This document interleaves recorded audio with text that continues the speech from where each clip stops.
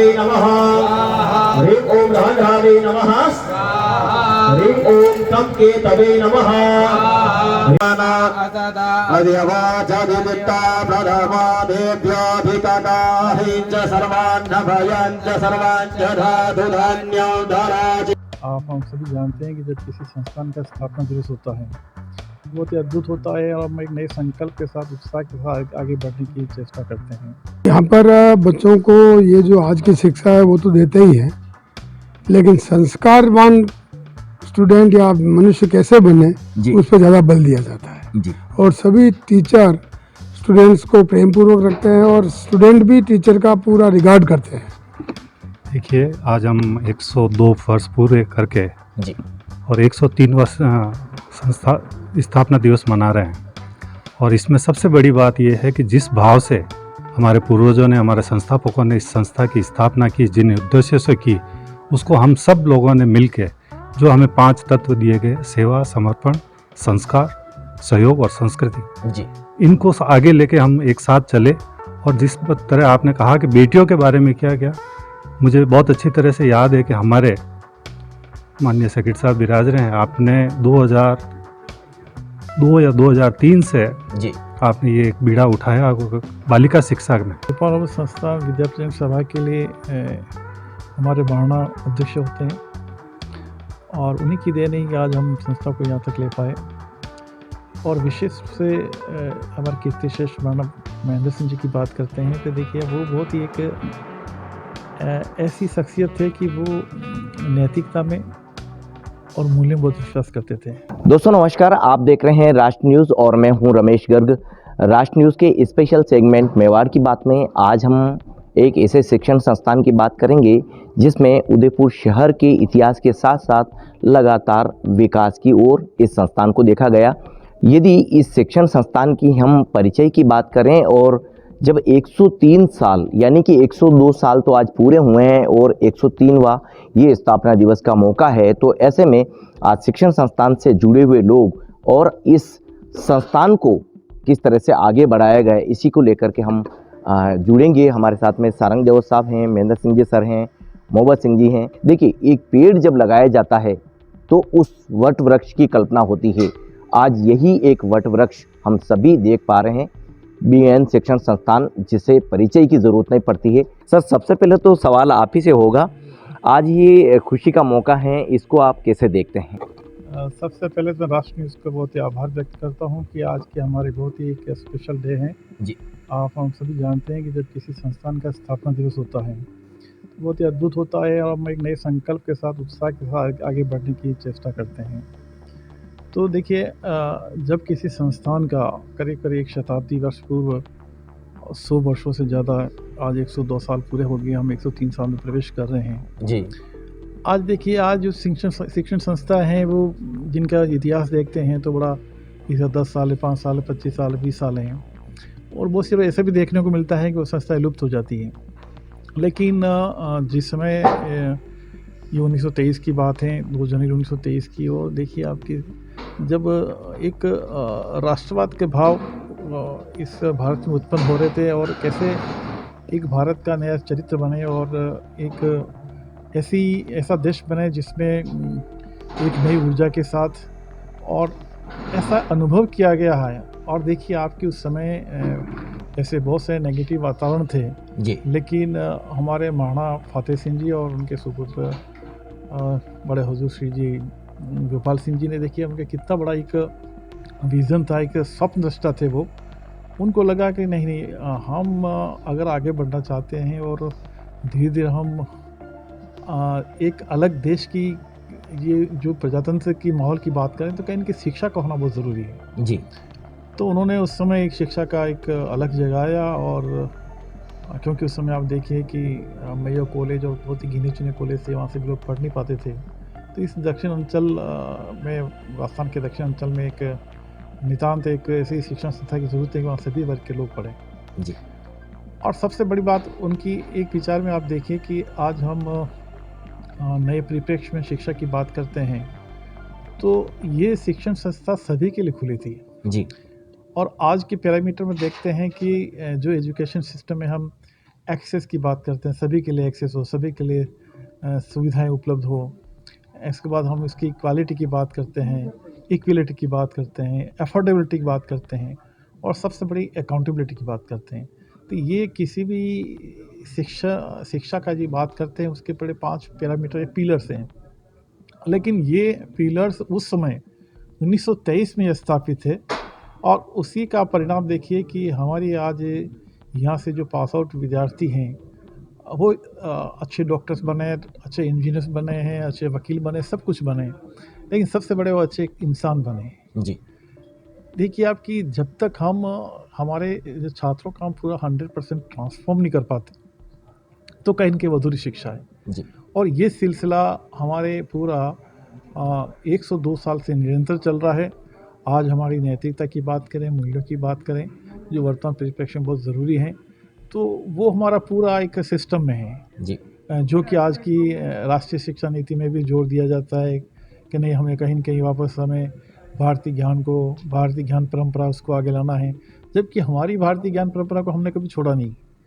तो ये इस भोपाल नोबल संस्थान की जो हमारे विद्या प्रचार सभा के तहत जो सब पहले इसको क्षत्रिय विद्या प्रचार सभा शुरू हुआ था, और इसकी दूसरी जो खास विशेषता ये भी है कि इसका पूरा जो गवर्निंग सिस्टम है वो यहाँ के पास आउट विद्यार्थी वो चलाते हैं। जी तो मेरे ख्याल से कहीं भी कम से कम भारत में, या मैं कह सकता हूँ कहीं विश्व में, एक बहुत ही अनूठा एक ये प्रयोग है कि वहाँ के लोग चलाते हैं और बड़े सिस्टमेटिक तरीके से चलाते हैं।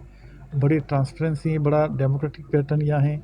हर 3 साल में चुनाव होते हैं और वो वापस बिना किसी इस तरह से, मतलब बहुत सी बार क्या होता है कि जब पावर ट्रांसफॉर्म होती है, बहुत सी चीज़ें होती है, लेकिन वहाँ आपको यहाँ ऐसी कोई चीज़ें नहीं मिलेगी। जब हम मूल्यों की बात करते हैं, मूल्यों नैतिकता की बात करते हैं, तो ये संस्था आगे बढ़ रही है। एक नई चीज़ हमारा देखने में आई, 5 शिक्षक और 5 स्टूडेंट से एक क्लास, पहली क्लास शुरू हुई थी।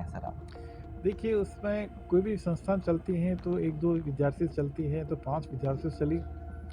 और उस समय ऐसा लग रहा था कि ये पाठशाला चलेगी या नहीं चलेगी, जी लेकिन ये जनवरी में शुरू हुई और आप देखिए जून तक ज़्यादा 60 विद्यार्थी यहाँ प्रवेश कर चुके थे। जी तो एक अच्छे वातावरण में, एक अच्छे माहौल में लोगों का बड़ा उत्साह था और कहीं के उस समय लोगों ने सोचा कि नहीं, हमें शिक्षा देनी चाहिए। तो शुरू में 5 थे, लेकिन आज देखिए आज करीब हमारे 10,000 विद्यार्थी हैं। एक लंबा चौड़ा हमारा पूरा आने के यहाँ की जो प्रवृत्ति हैं वो चल रही हैं। विश्वविद्यालय का रूप ले चुकी हैं और इसके साथ ही हमारी जो परंपरा हैं, हमारी जो मान्यता हैं और जो ट्रेडिशंस हैं, उसको हम नहीं छोड़ते हैं।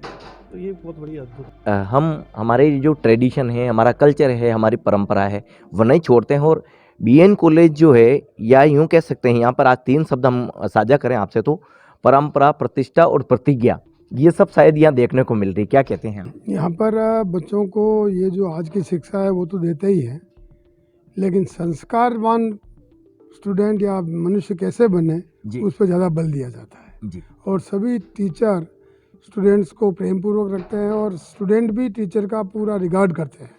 उनमें एक संस्कार की, अच्छे संस्कार जो होना चाहिए, भारतीय संस्कृति के संस्कार, वो उसमें डेवलप होने का हम यहाँ प्रयास करते इतना कुछ एजुकेशन का सिस्टम बदला है, लेकिन 102 साल का किसी शिक्षण संस्थान का कार्यकाल हो तो देश के विकास को लेकर, देश के विकास में किस तरह की भागीदारी आज आप महसूस करते हैं? शिक्षा में वक्त वक्त पर परिवर्तन होता है जी कभी वैदिक काल में संस्कृत में पढ़ाई करते थे, फिर हिंदी में करते थे, फिर अंग्रेजी में करने लगे। पुनः अभी नई शिक्षा नीति जो है, नेशनल एजुकेशन पॉलिसी, उसमें 3 भाषा में पढ़ाओ। आप चेंज किया ना, लोकल लैंग्वेज, जी हिंदी और अंग्रेजी। तो ये तो वक्त की जो ज़रूरत होती है उस मुताबिक परिवर्तन होते रहते हैं और उससे विद्यार्थी शिक्षा का लाभ लेते हैं। बदलते वक्त में जो चुनौतियां हैं उसको लेकर के किस तरह का शिक्षण संस्थान काम करता है? देखिए आप, सबसे बड़ी चुनौतियाँ तो ये है कि जो राष्ट्रीय शिक्षा नीति नहीं है और अभी जिस तरह से पूरे एक देश में वातावरण है, आप देखिए आप QS जो रैंकिंग है विश्वविद्यालय की, जी मोदी जी ने 2015 में हमारे QS रैंकिंग में जो एशिया की बात करें, क्योंकि मैं इसमें आपको थोड़ा सा अलग इसलिए ले जा रहा हूँ कि जब तक हम किसी की जो स्टैंडर्ड्स की बात करते हैं, क्वालिटी की बात करते हैं, जी तो उसका मापदंड बहुत से तरीके होते हैं, लेकिन एक तरीका रैंकिंग का है। और रैंकिंग में सर्टेन पैरामीटर्स होते हैं, उस पैरामीटर्स में इनोवेशन इन्वेंशंस होते हैं, उसमें उसकी कल्चर्स होती हैं, उसमें उनका बैकग्राउंड्स होता है, उस विश्वविद्यालय का बैकग्राउंड्स होता है। और सबसे बड़ी बात है कि आज हमारा पूरा जो वर्ल्ड में जो ग्लोबली हम बात करते हैं कि ग्लोबली हम हमारे विश्वविद्यालय कहाँ टिक रहे हैं। मैं अपने विश्वविद्यालय की बात नहीं करूँ, मैं पूरे भारतवर्ष के विश्वविद्यालय की बात कर रहा हूँ। तो आप देखिए, मैं जैसे बता रहा था कि 2015 में करीब 11 विश्वविद्यालय हमारे QS रैंकिंग में थे, और 2025 की जो भी रैंकिंग हुई है, अब 25 हुआ लेकिन उसमें आगे करके किया उन्होंने, तो उसमें हमारा 41 यूनिवर्सिटीज़ इंक्लूड हो गए जी। तो आपके 4 फोल्ड्स टाइप वाला एकदम इसका एक एनहांसमेंट हो रहा है, इंक्रीज़ हो रहा है। और इसके पीछे पूरा एक कॉज ढूंढा गया कि एकदम ऐसा क्या चेंज हुआ। तो हमारा इंटरनल एक प्रोसेस चला है कि नहीं, अब हम जो क्लास टीचिंग कर रहे हैं, हर विश्वविद्यालय देखता है हमारे परसेंटेज अच्छे हो, बच्चा अच्छा पास आउट हो, अच्छा जॉब लगे, वो नहीं।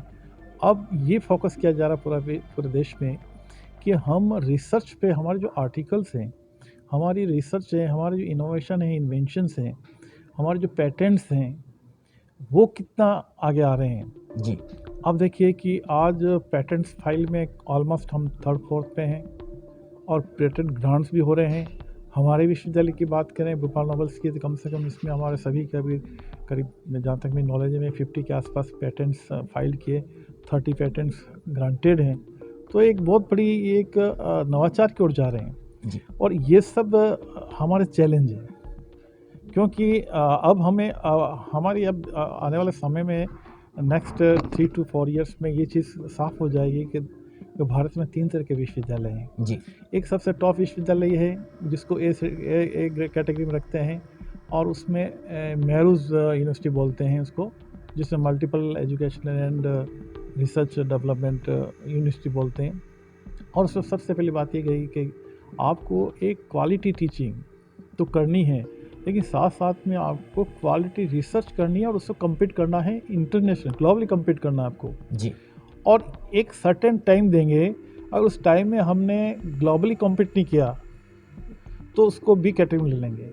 तो बी कैटेगरी विश्वविद्यालय कौन से हैं कि जो टीचिंग तो करनी है जी। लेकिन रिसर्च पे फोकस करना है, और उनको एक सर्टेन पीरियड के बाद वापस क्या करना है कि ए में आने के लिए उनको प्रयास करना है जी। और फिर सी कैटेगरी और है जिसमें केवल यह है कि आपको मोस्टली एक क्वालिटी एजुकेशन देनी है, टीचिंग करनी है, और बेसिक जो रिक्वायरमेंट है रिसर्च की एक एनवायरनमेंट क्रिएट करना है। और सी कैटेगरी यूनिवर्सिटी को भी सर्टेन पीरियड के बाद बी में जाना, बी को ए में आना है, और ये अगर नहीं होगा तो वो आउट ऑफ सिस्टम हो जाएंगे। उन ऐसे कॉलेजेस और यूनिवर्सिटीज़ को फिर किसी दूसरे यूनिवर्सिटी से एफिलिएशन लेना पड़ेगा, और वो उनके लिए बहुत ही मुश्किल होगा। अगर कोई यूनिवर्सिटी है या कोई कॉलेज है अच्छा चल रहा है, लेकिन एक सर्टेन अगर वो अपने पैरामीटर्स और स्टैंडर्ड्स ग्लोबली और नेशनली कम्पीट नहीं कर पा रहा है तो उसको फिर आउट ऑफ सिस्टम होना पड़ेगा। कर लगातार काम कर रहे हैं सर। जब आपके इस शिक्षण संस्थान में जब बेटियों के लिए BN शिक्षण संस्थान लाया गया, BN कॉलेज खुला, गर्ल्स कॉलेज जब खुला, तो उस दौरान इस शहर में मुझे भी अच्छी तरह मालूम है कि बहुत ज़्यादा चर्चा हुई। यूँ तो कई शिक्षण संस्थान की ब्रांचेज है, लेकिन अगर आज इस खुशी के मौके पर हम बेटियों से शुरुआत करते हैं तो मोहम्मद सिंह जी सर क्या कहते हैं? देखिए, आज हम 102 वर्ष पूरे करके जी। और 103 वर्ष संस्था स्थापना दिवस मना रहे हैं। और इसमें सबसे बड़ी बात यह है कि जिस भाव से हमारे पूर्वजों ने, हमारे संस्थापकों ने इस संस्था की स्थापना की, जिन उद्देश्य से की, उसको हम सब लोगों ने मिल के, जो हमें 5 तत्व दिए गए, सेवा, समर्पण, संस्कार, सहयोग और संस्कृति, जी। इनको आगे लेके हम एक साथ चले। और जिस तरह आपने कहा कि बेटियों के बारे में क्या गया, मुझे बहुत अच्छी तरह से याद है कि हमारे माननीय सेक्रेटरी साहब विराज रहे हैं, आपने 2002 या 2003 से जी। आपने ये एक बीड़ा उठाया बालिका शिक्षा में। तो बालिका शिक्षा में सबसे पहले हमने 95 में यहाँ पे कॉलेज खोला उसके बाद हमने राजसमंद में कॉलेज खोला, उसके बाद में हमने आदिवासी अंचल सलूम्बर में बालिकाओं के उत्थान के लिए, बालिकाओं की शिक्षा के लिए कॉलेज खोला। जी। और इस तरह से आप देख लीजिए कि बालिका शिक्षा के प्रति जो हमारे पूर्वजों का रुझान था, जो हमारे मैनेजमेंट का रुझान था, उसमें हम ऐसा नहीं। आज इतना बड़ा खुशी का मौका है, आप समस्त इस संस्थान के छात्र छात्राओं और स्टाफ के लिए, समाज के लिए क्या मैसेज देते हैं? इस संपूर्ण हमारे जो संस्था परिवार है उसके लिए एक ही मैसेज देना चाहता हूँ कि जो हमारे अग्रजों ने जो किया, जो सेवा और समर्पण भाव से जो इस संस्था को और इस समाज में जो शिक्षा का महत्व बढ़ाया और शिक्षा का प्रसार किया, उसे हम भी उसी तन्मयता से आगे बढ़ें और शिक्षा के प्रति पूरे समाज को और राष्ट्र को एक हमारी तरफ से एक सेवा होगी कि हम इस शिक्षा के क्षेत्र में आगे बढ़ें और इस संस्था। स्वर्गीय महेंद्र सिंह जी साहब, असामयिक निधन पर आज करीब 2 महीने का वक्त होने आ गया और इस दौरान जो कुछ घटनाक्रम रहा, जो परिप्रेक्ष्य में जो कुछ घटित हुआ, वह अब इतिहास में हमेशा ही चर्चा का विषय बनेगा। लेकिन उनकी प्रेरणा, उनके आदर्श और उनके मूल्यों पर जिस तरह से इस शिक्षण संस्थान को हमेशा ही आगे बढ़ाने का जो कार्य हुआ है, पहल हुई है, उसको लेकर आप देखिए, गोपाल बाबू संस्थान विद्यापीठ सभा के लिए हमारे महाराणा अध्यक्ष होते हैं और उन्हीं की देन है कि आज हम संस्था को यहाँ तक ले पाए। और विशेष रूप से हमारे कीर्तिश्रेष्ठ महाराणा महेंद्र सिंह जी की बात करते हैं तो देखिए, वो बहुत ही एक ऐसी शख्सियत थे कि वो नैतिकता में और मूल्य में बहुत विश्वास करते थे। वो कोई चीज़ अनफेयर पसंद नहीं करते थे जी। और जब भी हमारे ये स्थापना दिवस में पधारना होता था तो एक दो बातें ज़रूर वो हमेशा हमें एक बड़े पुरजोर से कहते थे, फरमाते थे। उनका ये मानना था कि देखिए, आप कितनी शिक्षा को कितनी डिग्री दे दो, लेकिन हमें हमारे बच्चों में चेतना जागृत करनी है जी। और साथ ही हमें उनमें जो मनुष्यत्व होता है, वो कहते हैं सरस्वती देवन तो हवंते, हमारे बच्चों में हम ऐसी शिक्षा दें कि उसमें देवत्व जागृत हो, मनुष्यत्व प्राप्त हो।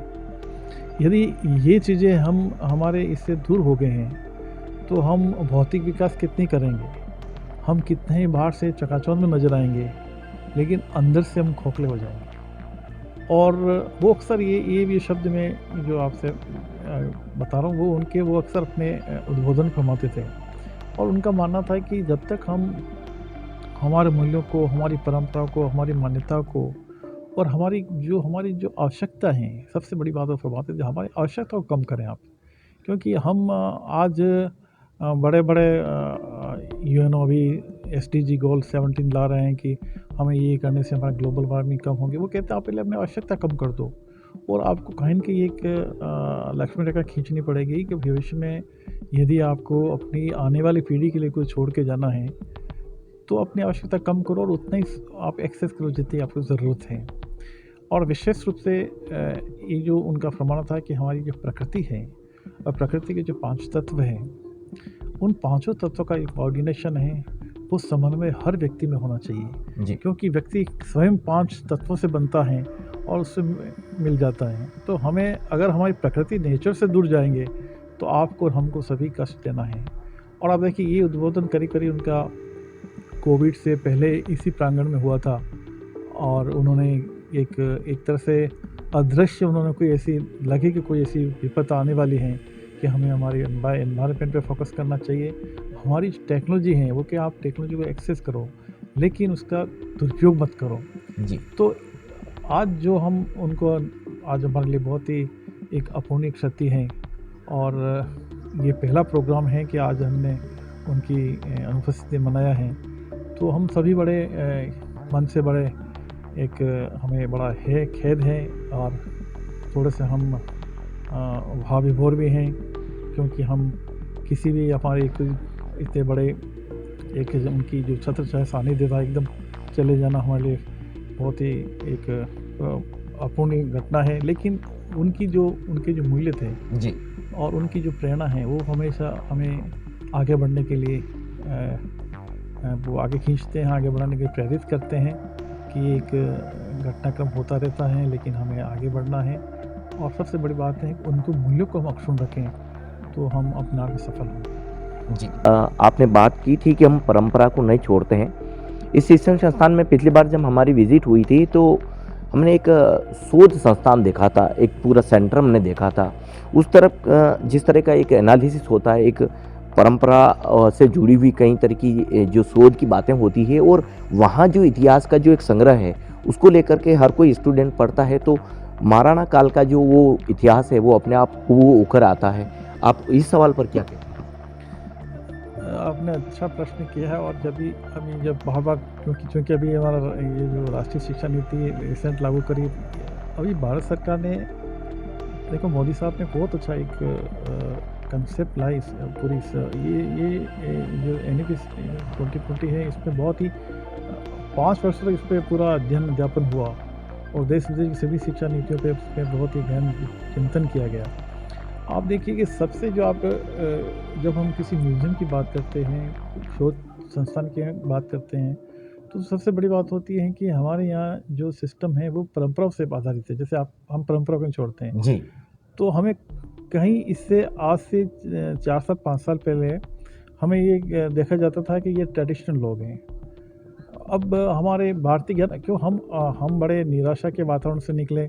आप देखिए कि 1835 में मैकलो सिस्टम से निकले, और उसमें जो हमारा उस समय शिक्षा का जो था, आप देखिए 70-80% बल्कि 85% तक लिटरेसी थी, क्योंकि अनपढ़ लोग ही थे। उसकी पूरी रिपोर्ट थी, उन्होंने पार्लियामेंट में रखी लंदन में। उसके बाद सब चीज़ें हुई, और उसके बाद देखें तो हम पूरा सिस्टम बदल गया।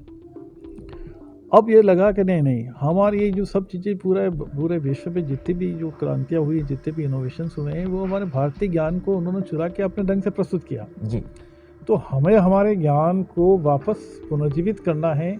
और अभी भी एकदम अथाह, और हमारे ज्ञान तो देखिए, तक्षशिला में जब इनको आग लगी तो महीनों आग धधकती रही, जब आक्रांतों ने ये किया। तो हमारे तक अभी भी ग्रंथ बचे हुए हैं जी, तो हम ये बिलीव करते हैं कि देखिए, हम आधुनिकता को जो है उसको तो माइनस कर नहीं सकते, और करना भी नहीं चाहिए।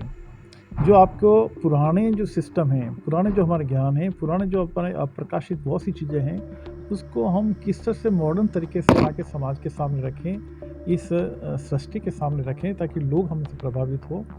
और हमारे अभी भी इतना ज्ञान है कि उसको एक बहुत ही गहन शोध की ज़रूरत है। अब इसके लिए बहुत सी प्रॉब्लम्स आ रही हैं, ऐसी बहुत सी भाषा हैं जिसमें पढ़ नहीं पा रहे हैं। लेकिन हमारा आज भाषाओं का जो ट्रांसलेशन सिस्टम है वो भी लागू हो चुका है पूरा भारत में, बहुत अति तीव्र गति से हो रहा है। और हम स्वयं इस संस्थान में एक लैंग्वेज ट्रांसलेशन सिस्टम शुरू करना चाह रहे हैं, जिसमें हमारे जितने भी अनेक तमाम जो पांडुलिपियाँ हैं, हमारे ऐसे बहुत से जो हमारे शिलालेख हैं जो पढ़ नहीं पा रहे हैं, तो उनको पढ़ाने की और उससे हम कुछ निकालने की कोशिश करेंगे। और सबसे बड़ी बात है कि हमारा आयुर्वेद का जो ज्ञान है, आप देखिए कि ये तो हमारे एलोपैथी तक भी बहुत रिसेंटली है, 200, 250, 300 साल भी नहीं मान सकते हम। लेकिन हमारा जो आयुर्वेद सिस्टम है, और आयुर्वेद को और योग से हम किस तरह से एक नया रास्ता निकाल सकते हैं, हम इस पर फोकस कर रहे हैं। और हम इस बार पूरा हमारा आयुर्वेद को यहाँ लाने की कोशिश कर रहे हैं, चूँकि हम परंपरा में विश्वास करते हैं। हमें कहीं कि हमारे भारतीय ज्ञान को जिंदा करने की, जिंदा तो नहीं कह सकते हैं, तो ज्ञान तो हमेशा जिंदे रहता है, जीवित ही रहता है, लेकिन उसको हमें वापस पॉपुलर करने और नई चीज़ लाने की ज़रूरत है, और वो हम कर रहे हैं। जी। हर परिवार के अपने आदर्श और मूल्य होते हैं, और उन पर चलना, उनका अनुसरण करना समाज में बहुत बड़ा चुनौती है। ऐसे वक्त में जब देश में बहुत कुछ घटित हो रहा हो, बहुत कुछ बदल रहा हो, और यही उदाहरण BN शिक्षण संस्थान है। इसे आज हम एक वट वृक्ष के रूप में देख रहे हैं, लेकिन जिस तरह से इसको लगातार बढ़ाया गया, 5 स्टूडेंट की क्लास हो और 5 टीचर हो, सोचिए उस शिक्षण संस्थान की रूपरेखा कैसी होगी।